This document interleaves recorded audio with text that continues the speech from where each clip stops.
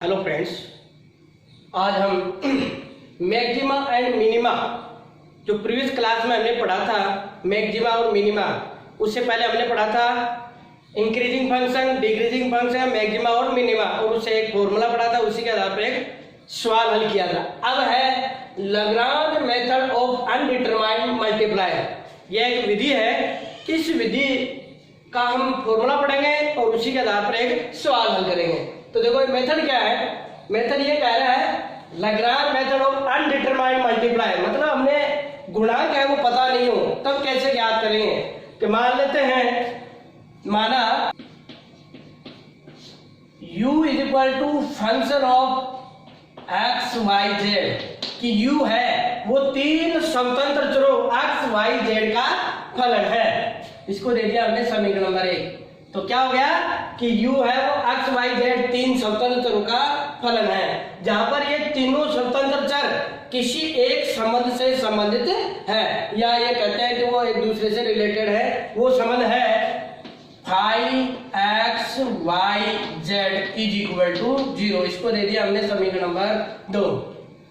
तो Lagrange method of undetermined multiplier में क्या पढ़ रहे हैं कि माना u is equal to function of x y z, तीन स्वतंत्र चरों एक्स वाई जेड का फलन है।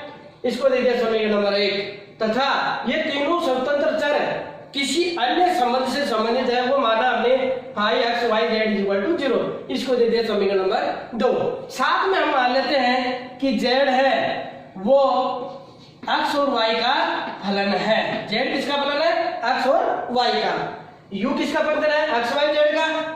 और z किसका फंक्शन है? x और y का। तो z u x और y का फलन है, तो समीकरण 1 का x और y के सापेक्ष आंशिक अवकलन करने पर तो हम लिखेंगे partial differentiation of equation first with respect to x and y respectively. तो वी गेट, तो देखो हमें क्या प्राप्त होगा, del u upon del x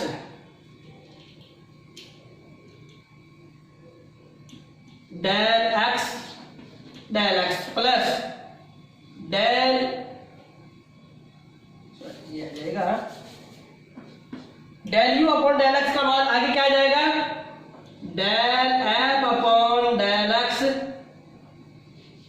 dx upon dx plus del f upon del y dy upon dx plus del f upon del z upon del x। तो del u upon del x हम समीकरण 1 का x के सापेक्ष आंशिक अवकलन कर रहे हैं। तो x के सापेक्ष करेंगे तो यह आएगा, क्योंकि f इसका फंक्शन है x y z का, तो x के सापेक्ष करेंगे तो पहले f का x के सापेक्ष, फिर x का x के सापेक्ष, यह आ गया। फिर f का y के सापेक्ष, फिर y का x के सापेक्ष, फिर f का z के सापेक्ष और z का x के सापेक्ष। इसका मान क्या हो जाएगा 1।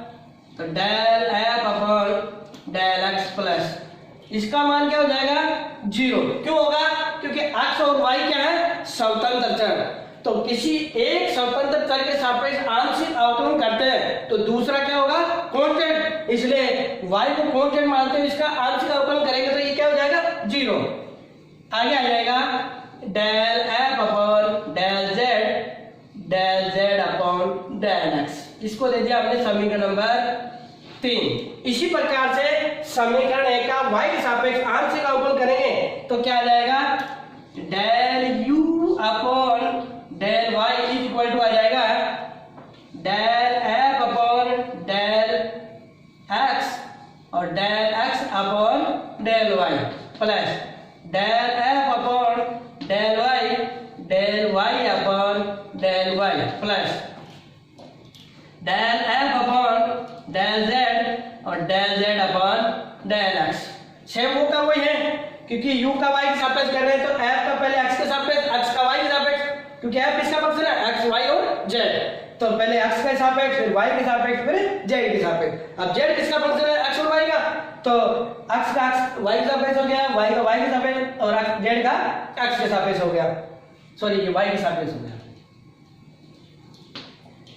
इसका मान क्या हो जाएगा? 0। इसको भी स्मॉल में डेल लिख सकते हैं, एक बात है। तो इसका मान क्या हो जाएगा? 0। क्यों? क्योंकि y के सापेक्ष आंशिक अवकल करेंगे तो x कांस्टेंट होगा, तो ये 0, इसका मान 1, तो ये क्या आ जाएगा? तो del u upon del y बराबर आ जाएगा हमारे पास del f upon del y plus del f upon del z और del z upon del y। ये आ जाएगा समीकरण नंबर 4। अब हमें क्या करना है? u को उच्चिष्ट और निम्नलिखित अर्थात चरम मान अर्थात स्तंभ मान ज्ञात करना है। तो फॉर स्टेशनरी वैल्यू, स्तंभ मान के लिए, स्तंभ मान के लिए क्या होता है? उसका प्रथम अवकलन 0 होता है, अर्थात del u upon del x बराबर 0 and del u upon del y बराबर 0। यह आ जाएगा समीकरण नंबर 5। तो समीकरण नंबर 3 और 4 और 5 से 3 और 4 का उपयोग 5 में करेंगे तो क्या आ जाएगा? तो del u upon del x का मान ये रख देंगे, तो ये आ जाएगा आपके पास del f upon del x plus del f upon del z upon del x is equal to 0। और दूसरा आ जाएगा, इसको दे दिया समीकरण नंबर 6, और del f upon del y plus del f upon del z और del z upon del y is equal to 0। ये आ जाएगा समीकरण नंबर 7। तो समीकरण 6 और 7 आ गए। अब क्या करेंगे? समीकरण नंबर 2 का x और y के सापेक्ष आंशिक अवकलन करने पर, तो देखो वही लिखेंगे समीकरण 2 का x और y के सापेक्ष आंशिक अवकलन करने पर। तो करेंगे तो क्या आ जाएगा? देखो del phi upon del x upon del x, पहले x के सापेक्ष कर रहे हैं, तो del phi upon del y upon del x plus del phi upon del z upon del x is equal to 0। इसका मान 1, क्योंकि x के सापेक्ष आंशिक अवकलन कर रहे हैं तो x के सापेक्ष आंशिक अवकलन 1 होता है। y क्या है? स्वतंत्र चर, तो x के सापेक्ष आंशिक अवकलन करेंगे तो इसका मान 0, और ये आ जाएगा del phi upon del x plus ये 0 हो जाएगा, ये आ जाएगा del phi upon del z upon del x is equal to 0। ये आ जाएगा समीकरण नंबर 8। इसी प्रकार एंड सो ऑन, इसी प्रकार del phi upon del y plus del phi upon del z और del z upon del y is equal to 0। ये आ जाएगा समीकरण नंबर 9। तो जैसे ही इसका x के सापेक्ष किया वैसे ही इसका y के सापेक्ष करेंगे और सोल्व करेंगे तो आपके पास ये समीकरण आ जाएगी। अब क्या करेंगे? समीकरण 8 और 9 को लैम्डा से गुणा करके समीकरण 8 को जोड़ेंगे 9 में, समीकरण 8 को जोड़ेंगे समीकरण 3 में और समीकरण 9 को जोड़ेंगे समीकरण नंबर 4 में। तो जोड़ने पर क्या है? क्या करेंगे? समीकरण 8 और 9 को लैम्डा से गुणा करके समीकरण 8 को जोड़ेंगे 6 में और 9 को जोड़ेंगे 7 में। तो देखो क्या आएगा? Del f upon del x plus del f upon del z upon del x plus lambda del phi upon del x plus del phi upon del z और del z upon del x is equal to 0। क्योंकि इधर भी 0 है इधर भी 0, तो 0 plus 0 into lambda तो 0 आ जाएगा। इसको और सोल्व करते हैं तो क्या आएगा? देखो इन दोनों को एक साथ लिख लेंगे, तो del f upon del x plus lambda del phi upon del x plus इन दोनों में क्या कॉमन आ जाएगा, del z upon del x common आ जाएगा, तो बचेगा क्या, del f upon del z plus lambda del phi upon del z is equal to 0। यह आ जाएगा समीकरण नंबर 10। इसी प्रकार से समीकरण 9 को लैम्डा से गुणा करके समीकरण 7 में जोड़ के और सरल करेंगे तो क्या आ जाएगा, del f upon del Y plus lambda del phi upon del Y plus del z upon del y common आ जाएगा, तो बचेगा क्या, del f upon del Y plus lambda del phi upon del z. Sorry ये आ जाएगा del f upon del z, यह आ जाएगा बराबर 0। यह आ जाएगा समीकरण नंबर 11। यहां पर लैम्डा वो एक्स वाई जेड का एक स्विच फलन है, अतः लैम्डा का चयन इस प्रकार से करते हैं कि ये जो del z upon del x del z upon del y का गुणांक है वो समान है, तो इसको 0 ले लेकर लैम्डा का चयन इस प्रकार से करते हैं कि del f upon del z plus lambda del phi upon del z is equal to 0। यह आ जाएगा समीकरण नंबर 12। आप क्या करेंगे, समीकरण 12 का उपयोग समीकरण नंबर 10 और 11 में करने पर, तो समीकरण 12 का उपयोग 10 और 11 में करेंगे तो ये 0 तो ये क्या आ जाएगा, so del f upon del x plus lambda del phi upon del x बराबर 0। यह आ जाएगा समीकरण नंबर 13 and del f upon del Y plus lambda del phi upon del y is equal to 0। यह आ जाएगा समीकरण नंबर 14। अब क्या करेंगे, समीकरण नंबर 2, 12, 13 और 14 से हम मान ज्ञात कर लेंगे x का, y का, z का और लैम्डा का। इन चारों समीकरणों को हल करेंगे तो हमें x, y, z और लैम्डा के मान प्राप्त होंगे। ये मान जब u में रखेंगे तो हमें u का स्तब्ध या चरम मान प्राप्त होगा, वो उच्चिष्ट भी हो सकता है और निम्निष्ट भी हो सकता है। तो ये है पूरी Lagrange method of undetermined multiply.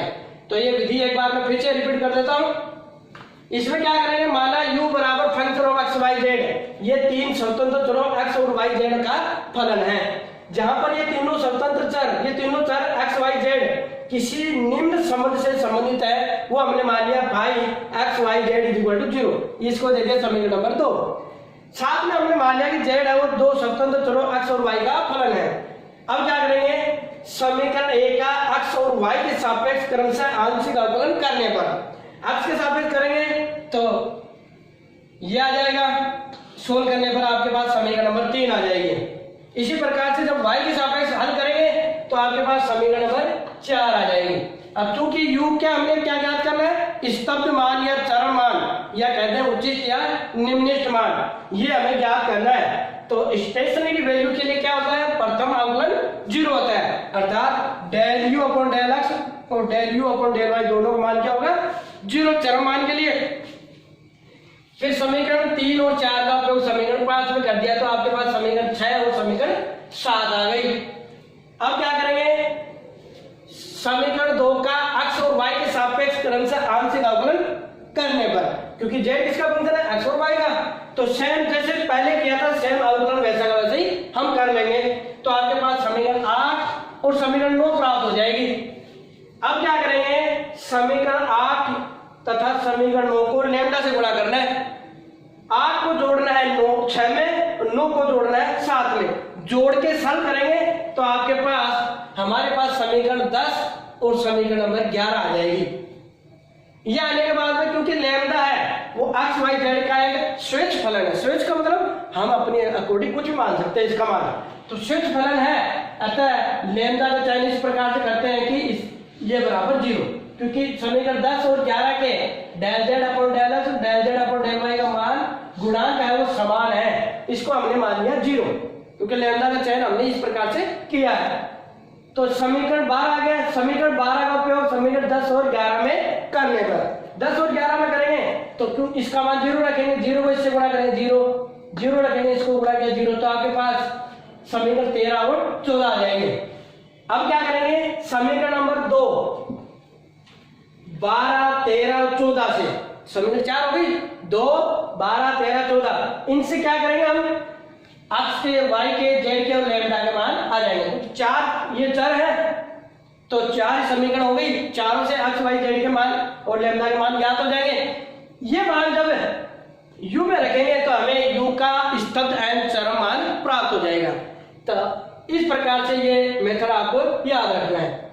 अब इस मेथड में जब इस मेथड का सवाल में उपयोग करेंगे तो इसका थोड़ा अलग तरीके से यूज करेंगे। सवाल में कैसे यूज करेंगे, हमें ये दिया होगा और ये दिया होगा, ये दोनों दिए हुए कि एक फलन दिया है और ये तीनों चर हैं वो किसी संबंध से संबंधित है। हमें क्या करना है, एक फलन मान लेंगे u = function of x y z plus lambda high x y z, इस प्रकार से हमें मान लेंगे। ये हमारे पास इस प्रकार से दिया होगा तो u या v या w कुछ मान लेंगे अपने अकॉर्डिंग। तो u बराबर मैंने मान लिया, u बराबर इन दोनों का इसको लैम्डा से गुणा करके जोड़ दिया तो ये समीकरण आ गई। अब इससे हमें स्तब्ध चरम मान ज्ञात करना है। इसके लिए क्या करेंगे, इसका एक बार del u upon del x का मान ज्ञात करेंगे, del u upon del y का मान ज्ञात करेंगे। फिर स्तब्ध चरम मान के लिए प्रथम अवकलन 0 होगा। इससे अक्ष के, y के और z के मान प्राप्त हो जाएंगे, अक्ष और y के मान प्राप्त हो जाएंगे हमें।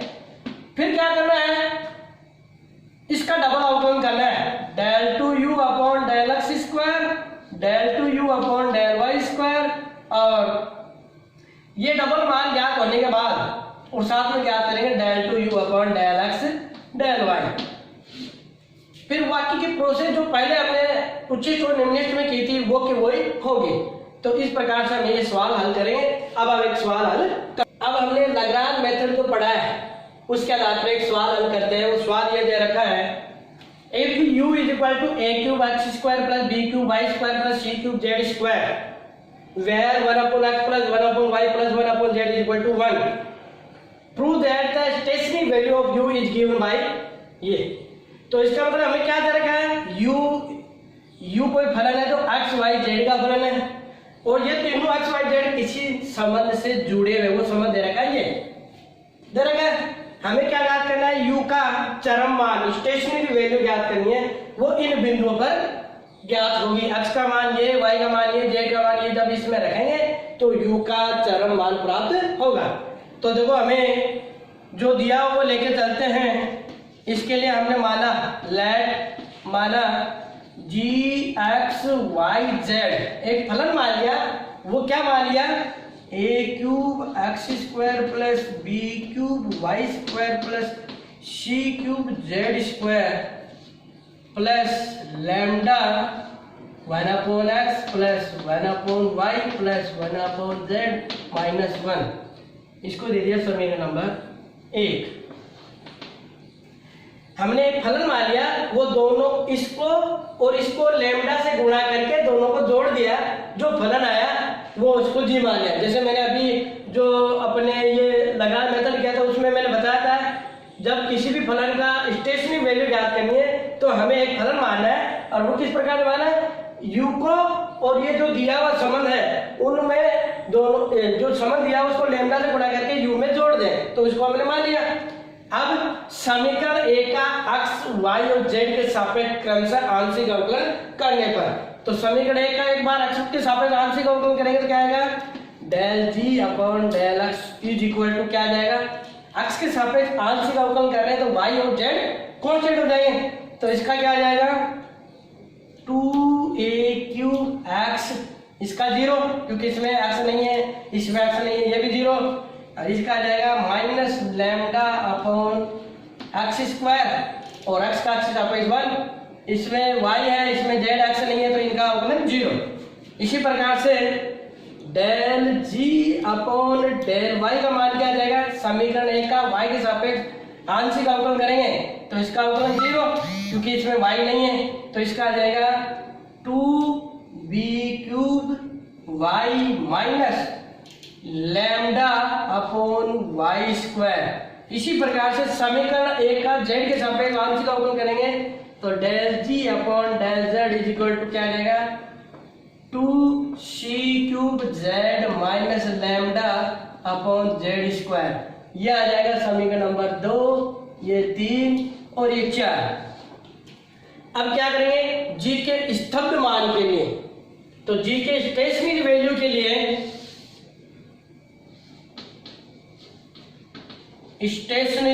के लिए क्या हो जाएगा, इनके प्रथम अवकलन 0 हो जाएगा, तो ये आ जाएगा del g upon del x का मान 0, del g upon del y बराबर 0 और del g upon del z बराबर 0, क्योंकि स्टेशनरी वैल्यू के लिए, स्तब्ध मान के लिए या कहते हैं चरम मान के लिए इनके प्रथम अवकलन 0 हो, तो ये 0 कर दिया।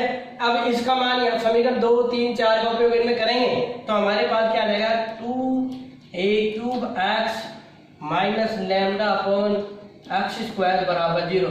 इसको और सोल्व करते हैं, x² को इधर ले जाएंगे, लैम्डा को इधर ले गए तो लैम्डा बराबर क्या आ जाएगा 2a³ x³। ये आ जाएगा समीकरण नंबर 5। इसी से इसका हल करेंगे तो क्या आ जाएगा, सेम प्रोसेस है, लैम्डा बराबर आ जाएगा 2b³ y³, समीकरण नंबर 6। समीकरण इसको सोल्व करेंगे तो क्या आ जाएगा लैम्डा बराबर 2c³ z³, समीकरण नंबर 7। अब देखो समीकरण 5, 6, 7 का लेफ्ट हैंड साइड बराबर है तो राइट हैंड साइड भी बराबर होगी, तो देखो क्या आ जाएगा 2a³ x³ बराबर 2b³ y³ बराबर 2c³ z³। ये आ जाएगा क्योंकि लैम्डा बराबर लैम्डा का मान ये रख देंगे तो तीनों जगह अलग अलग रख देंगे तो ये आ जाएगा 2 से 2 कट गए, दोनों तरफ प्रत्येक पद में घन मूल लेने पर तो क्या आ जाएगा ax बराबर by बराबर cz। ये आ जाएगा समीकरण नंबर 8। Now 1/x plus 1/y plus 1/z equal to 1 से अब क्या करेंगे, इस समीकरण को इसको ऊपर a से गुणा a का भाग, b से गुणा b का भाग, c से गुणा c का भाग, तो क्या आ जाएगा a/ax plus b/by plus c/cz बराबर 1। तो कोई फर्क नहीं पड़ा, सेम संख्या से गुणा सेम संख्या का भाग लगाया तो कोई फर्क नहीं पड़ा। by का मान यहां से रख देंगे ax, cz का मान यहां से रख देंगे ax, तो क्या आ जाएगा a/ax plus b/ax plus c/ax equal to 1। तो देखो इसमें 1/ax कॉमन आ जाएगा, तो ऊपर क्या हो जाएगा a plus b plus c equal to 1। इस अक्ष को इधर ले गए तो अक्ष बराबर क्या आ जाएगा a plus b plus c upon a बराबर, इसको ऐसा लिख सकते हैं समेशन a/a। समेशन a का मतलब होगा a plus b plus c, तो अक्ष बराबर आ गया समेशन a/a। ये अक्ष का मान यहां रख दो तो उससे y का मान क्या आ जाएगा y, इन दोनों को सरल करेंगे और अक्ष का मान ये रखेंगे तो y का मान आ जाएगा a plus b plus c upon b is equal to summation a/b। इसी प्रकार से ये x का मान यहां रख दें तो इन दोनों समीकरणों से z का मान क्या आ जाएगा, z बराबर आ जाएगा a plus b plus c upon c is equal to summation a/c। तो ये x का मान आ गया, y का मान आ गया, ये z का मान है। ये x y z के मान जब u में रखेंगे तो u का हमें स्तब्ध मान प्राप्त होगा, परंतु हमें सवाल में सिर्फ यही कह रखा है prove that the stationary value of u is given by ये x का मान ज्ञात करना, y का मान ज्ञात करना, z का मान वो हमने ज्ञात कर लिए। इस प्रकार से सभी सवालों को हल करना है। करना क्या है, जो फंक्शन दिया हुआ है और चरों में संबंध दे रखा है उसको किसी एक फलन के रूप में मान लिया, फिर उससे प्रथम अवकलन किए, एक्सटेंसिव वैल्यू में प्रथम अवकलन 0, उससे एक्स वाई जेड और लैम्डा के मान आ जाएंगे, उससे एक्स वाई जेड लैम्डा के मान को उनके या इसमें डायरेक्ट हल हो गया तो ये ठीक है, वरना अगले वाले सवाल में क्या करेंगे, डबल अवकलन भी करना। अब लाग्रांज मेथड पर अगला एग्जांपल या सवाल करते हैं। वो सवाल ये है, find the minimum value of x square plus y square plus z square when जबकि ax plus b y plus c z बराबर p। इसका मतलब हमें क्या दे रखा है, ये कोई फलन दे रखा है एक्स वाई जेड में, और एक्स वाई जेड किसी संबंध से जुड़े हुए हैं, ये तो वही है। पहले एक फलन मानना है कि इसको इसके लैम्डा से गुणा करके जोड़ के और एक फलन मानना है, सेम प्रोसेस वही करेंगे। तो मान लेते हैं let g x y z is equal to मान लिया x square plus y square plus z square plus lambda a x plus b y plus c z minus p. इसको दे दिया समीकरण नंबर 1।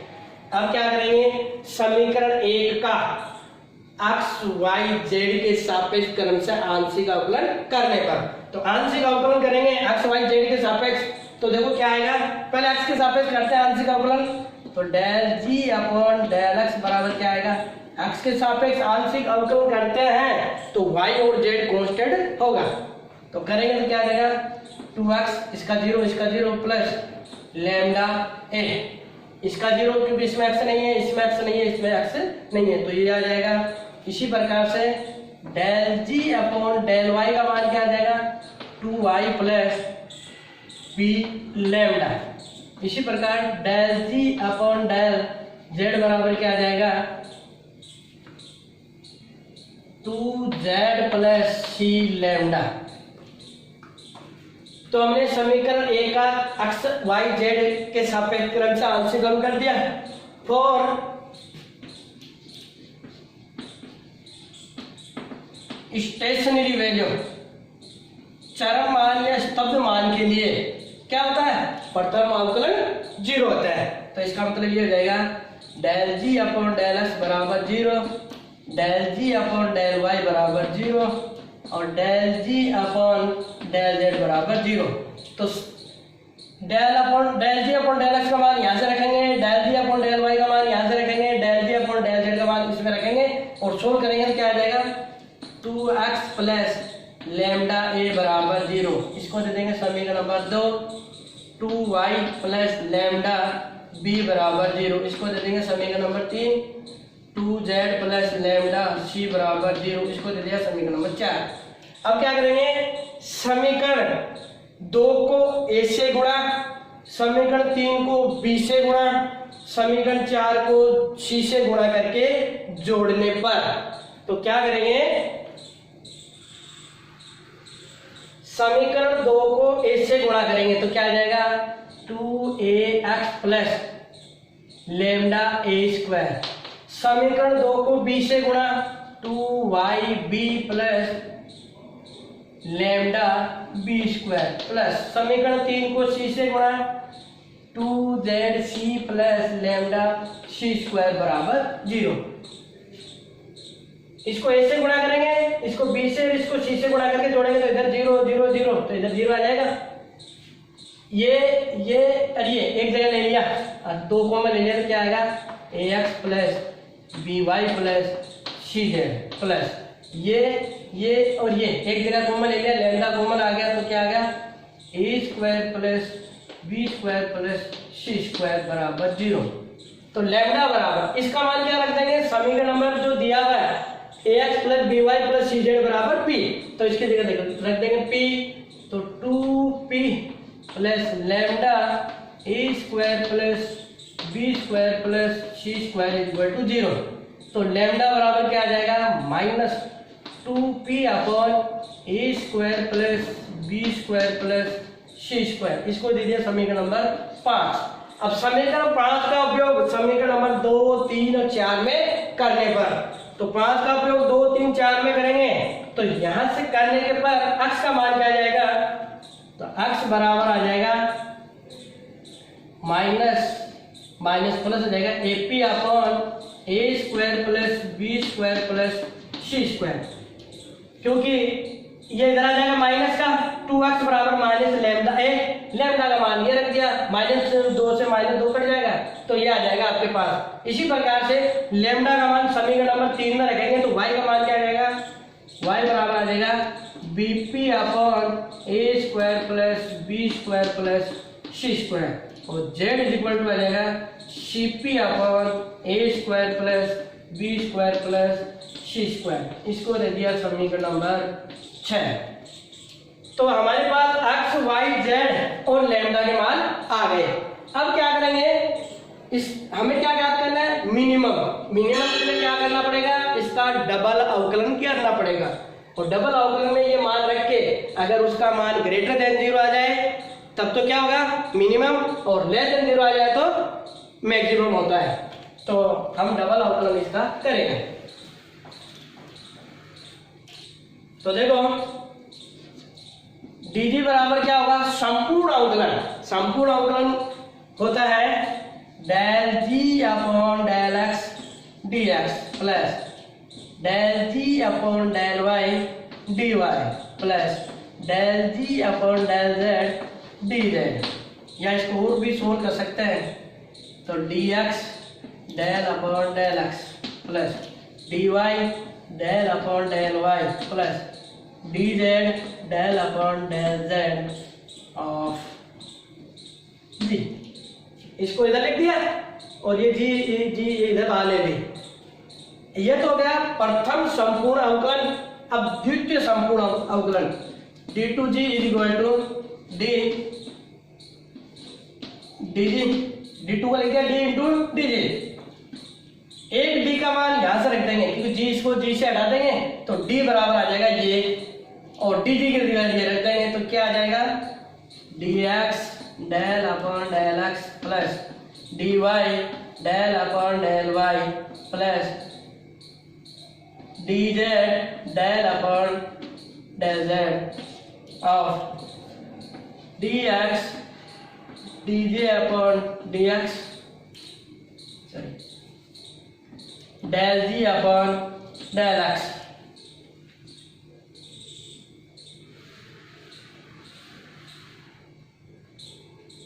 प्लस dy डेल जी upon del y plus dz del जी upon del z। अब इसको solve करते हैं। तो देखो सोल्व करने पर क्या आता है,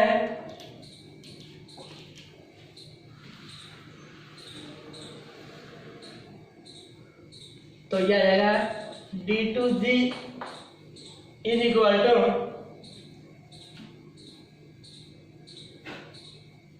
तो देखो ये क्या आ जाएगा dx del upon del x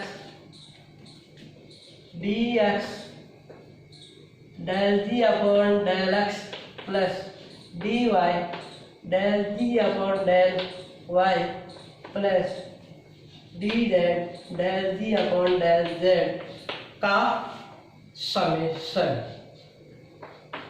क्योंकि ऐसे ही पद में dy del upon del y आएगा, फिर dz डेल अपॉन, तो इसको एक साथ मैंने समेशन के रूप में लिख दिया है, समेशन dx। अब देखो ये तो बाहर आ गया, इसका क्या हो जाएगा del two g upon del x square plus ये आ जाएगा dy del two g upon del x del Y plus dz del two g upon del x del z। इसको और सोल्व करते हैं तो क्या आएगा, अंदर गुणा कर देंगे तो समेशन dx का whole square del two g upon del x square plus dx dy del two g upon del x del Y plus dx dz del two g upon del x del z। अब इस summation को खोलेंगे तो देखो क्या आ जाएगा, summation dx का whole square del two g upon del x square plus summation, ये देखो क्या आ जाएगा, ऐसा ही का ऐसा ही। जब इसको समेशन को खोलेंगे तो सेम प्रोसेस ही डबल आएगा, तो ये 2 गुना हो जाएगा 2 dx dy del two g upon del x del Y plus same यही हो जाएगा, ये भी डबल हो जाएगा, तो ये आ जाएगा 2 summation dx dz del two g upon del x del z. अब देखो समीकरण नंबर जो हमारे पास 2 3 4 था उससे इसका क्या मान आएगा, क्योंकि जी बराबर ये था आपके पास lambda ax plus b y plus c z minus p, इसका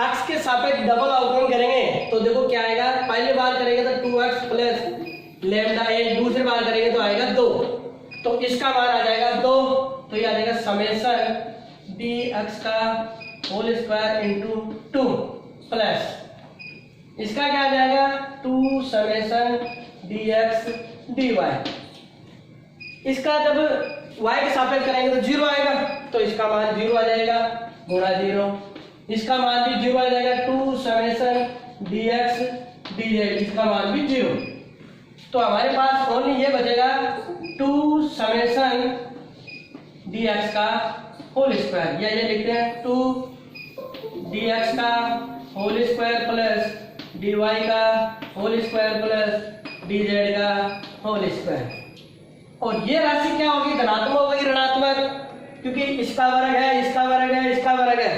अगर dx का मान ऋणात्मक है तो उसका वर्ग धनात्मक, धनात्मक धनात्मक, तो ये ग्रेटर देन 0, तो ग्रेटर देन 0 आ गया डबल अवकलन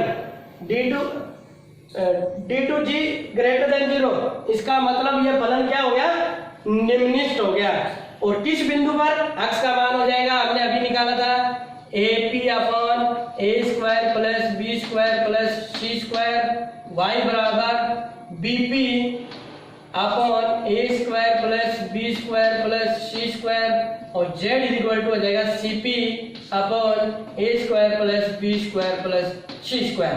तो ये x y z के मान जब हम इसमें रखेंगे तो हमें u का स्तब्ध मान प्राप्त होगा। तो इस प्रकार से ये सवाल हल करना है, थोड़ा सा लेंथी है परंतु स्टेप बाय स्टेप आप चलोगे तो इस सवाल का हल आ जाएगा।